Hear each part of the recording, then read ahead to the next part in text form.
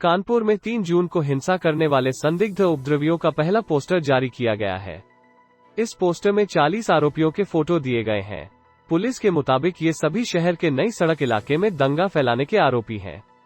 Police इस poster को social media के जरिए वायरल कर इनकी गिरफ्तारी के प्रयास कर रही है। पुलिस ने कहा है कि इनकी सूचना देने वाले का नाम गुप्त रखा जाएगा। जल्द ही अन्य आरोपियों के भी इसी तरह के पोस्टर जारी किए जाएंगे।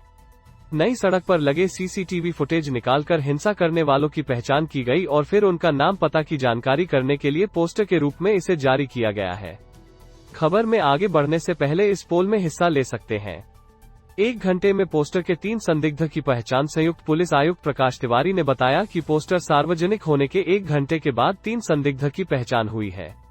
ये फोटो हमने सीसीटीवी कैमरों के जरिए हासिल किए हैं। इंटेलिजेंस यूनिट इनकी पहचान नहीं कर पा रही थी, इसलिए फोटो लेकर हम लोगों के बीच जा रहे हैं ताकि उनकी पहचान की जा सके। 3 जून को क्या हुआ था? कानपुर में 3 जून को सुबह से ही बेकंगंज में असहज करने वाला सन्नाटा था। इलाके में ज्यादातर दुकानें मुस्लिम समुदाय के लोगों की थीं, जो बंद रखी गई थीं, लेकिन यतीमखाना के पास के बाजार में कुछ हिंदू दुकानदारों ने दुकान खोली थी। दोपहर 1:45 बजे यतीमखाना के पास की मस्जिद में जुमे की नमाज अदा की गई।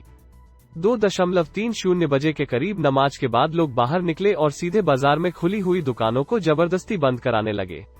हिंदू दुकानदारों ने दुकानें बंद करने से मना किया तो लोगों के बीच शामिल कुछ अराजक तत्वों ने सबसे पहले चंद्रेश्वर के हाता में घुसकर पथराव शुरू कर दिया, जिसके बाद पूरे इलाके का माहौल बिगड़ गया। इसी बीच भीड़ में शामिल कुछ शरारती तत्वों ने तमंचों से फायर किए। दोपहर 3 बजे तक बाजार से शुरू हुई घटना अब बवाल का रूप ले चुकी थी। देखते ही देखते परेड चौराहा पर करीब 1000 लोग हो गए। बवाल शुरू होने के बाद स्थितियां तेजी से बेकाबू हुईं। पुलिस तंग गलियों में घुसकर कार्रवाई नहीं कर पाए। पैगंबर मोहम्मद पर विवादित टिप्पणी को लेकर हुआ था प्रोटेस्ट। भाजपा प्रवक्ता नुपुर शर्मा ने एक टीवी डिबेट में पैगंबर मोहम्मद पर टिप्पणी की, जिससे मुस्लिम समुदाय के लोग नाराज थे। मुस्लिम समुदाय के लोग यतीमखाना की सद्भावना चौकी के पास बाजार बंद करा रहे थे। तभी 2 समुदाय के लोग आमने सामने आ गए, जिसके बाद पथराव हुआ। बवाल इसलिए भी हुआ क्योंकि जुमे की नमाज के दौरान ज्यादातर मस्जिदों में हुई तकरीरों में कहा गया कि वे पैगंबर पर की गई किसी भी टिप्पणी को बर्दाश्त नहीं करेंगे। वहीं मुस्लिम संगठनों ने बाजार बंद का आह्वान भी किया। पुलिस ने किसी भी इलाके में लोगों को नमाज के बाद प्रदर्शन की अनुमति नहीं दी थी। हालांकि लोग सड़कों पर निकल आए। कानपुर शहर में 4 घंटे तक चला उपद्रव। परेड चौराहा पर करीब 1000 लोग हुए। बवाल शुरू होने के बाद स्थितियां तेजी से बेकाबू हुईं। पुलिस तंग गलियों में घुसकर कार्रवाई नहीं कर पा रही थी। हालांकि करीब 4 घंटे तक चले उपद्रव के बाद स्थितियां काबू में आ गईं। पुलिस ने 18 उपद्रवियों को हिरासत में लिया है।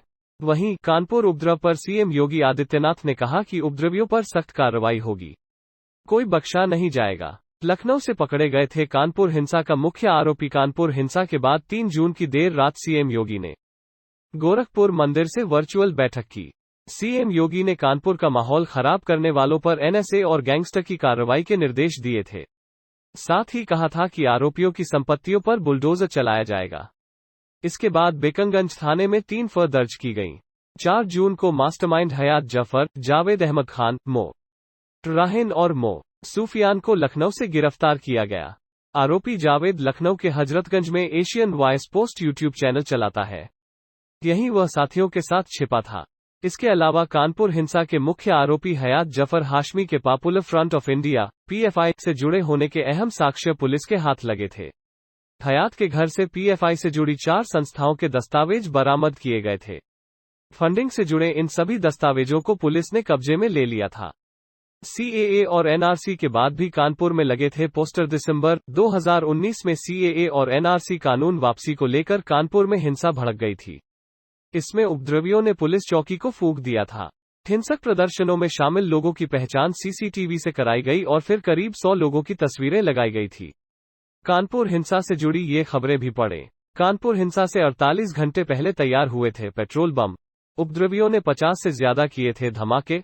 37 पंप की जांच सिट को सौंपी कहानी चंद्रेश्वर हाते की। नाम सद्भावना चौक, लेकिन कानपुर का दंगा पॉइंट है।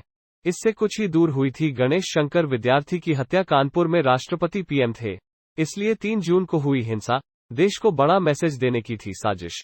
हयात के व्हाट्सएप से खुले राज। कानपुर हिंसा के मुख्य आरोपी का PFI कनेक्शन।